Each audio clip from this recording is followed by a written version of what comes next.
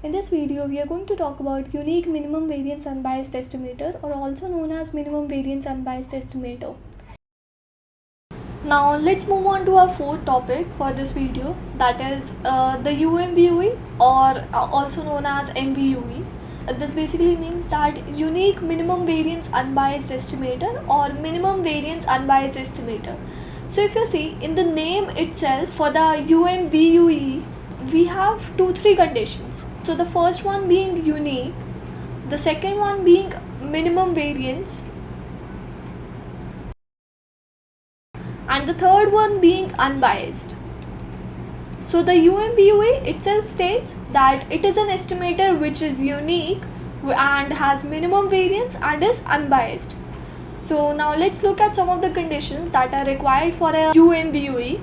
So the conditions that are required are that if t, which is a function of x1, x2, xn, which is based on the sample size of n, is such that t is unbiased for our gamma theta for every value of theta, and it has the smallest variance among all other unbiased estimators of gamma theta.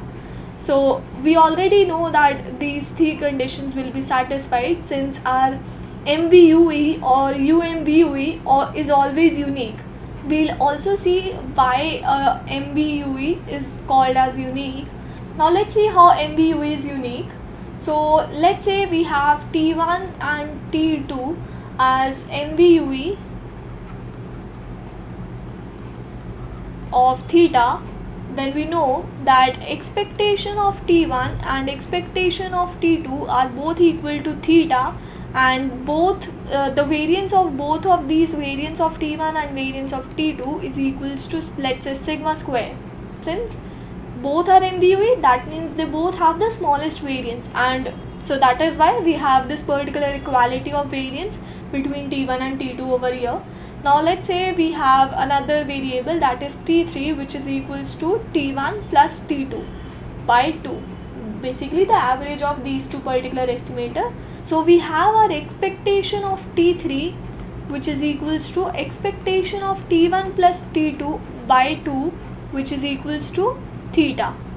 And we know that variance of T3 is given by variance of T1 plus T2 by 2, which is equals to 1 by 4 into variance of T1 plus variance of T2 plus 2 covariance of T1 comma T2.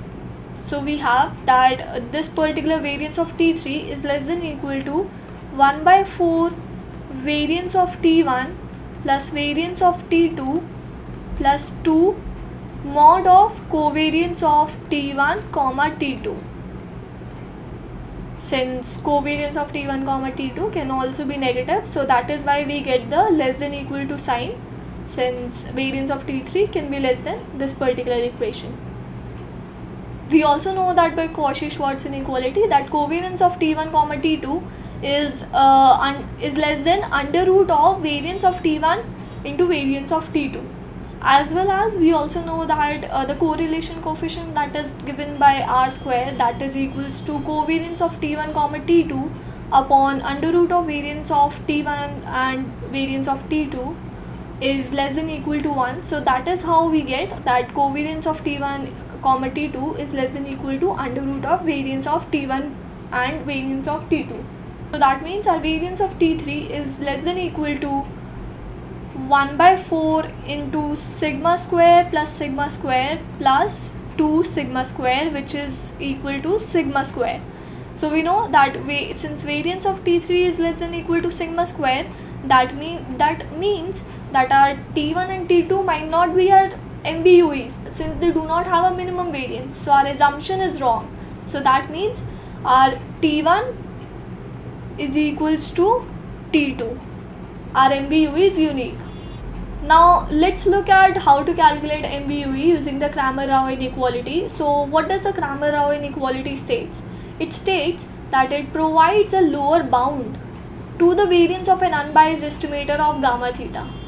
Now let T be an unbiased estimator, then a variance of T is greater than equal to differentiation of gamma theta with respect to theta, and we take the square of this upon expectation of del by del theta of log L square. So this can also be written as gamma dash theta whole square upon I of theta. I of theta is basically the Fisher information. So the Cramer-Rao inequality provides us this particular lower bound. Now let's look at some of the regularity conditions or the assumptions that are required for the Cramer-Rao inequality. So the first one being that the theta lies in a non-degenerate open interval on R minus infinity to infinity. The second one being that for a random sample x1, x2 till xn and a theta belonging to script h, that is the entire space for theta, we know that del by del theta of Lx comma theta exists. Now this is because our Cramer-Rao inequality states that our variance of t is greater than equal to our gamma dash theta whole square and I of theta.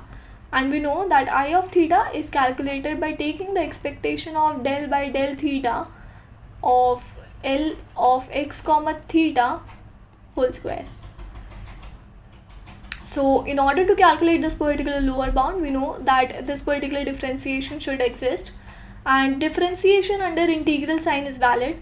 That is because we are taking expectation with respect to expectation of this particular equation.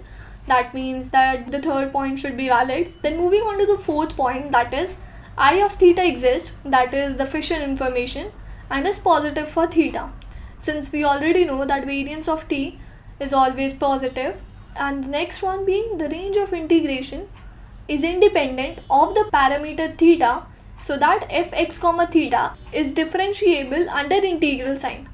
Now because of these regularity conditions, there are some limitations with respect to calculating MVUE with the Cramer-Rao inequality. So some of the limitations are that Cramer-Rao inequality provides a technique to find if the unbiased estimator is MVU estimator or not. That means that it just provides us the technique to check if an unbiased estimator is MVU estimator or not. How can we calculate the MVU estimator then? It does not give us the technique to calculate the MVU estimator. Now the second one being that the regularity conditions, like we discussed in the previous slide, are very strict. So for the MVU estimator to exist in Cramer-Rao inequality, the regularity conditions are to be followed strictly. The third one being that the Cramer-Rao lower bound may not be attained in some of the cases. So how are we going to prove that an unbiased estimator is MVUE or not?